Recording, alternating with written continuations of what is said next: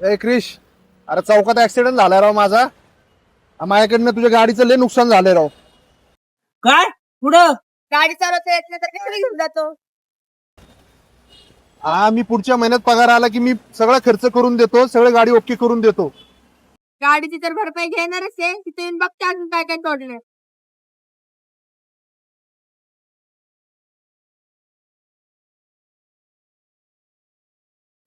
लायकी नाही तर गाडी कशाला चालवतो?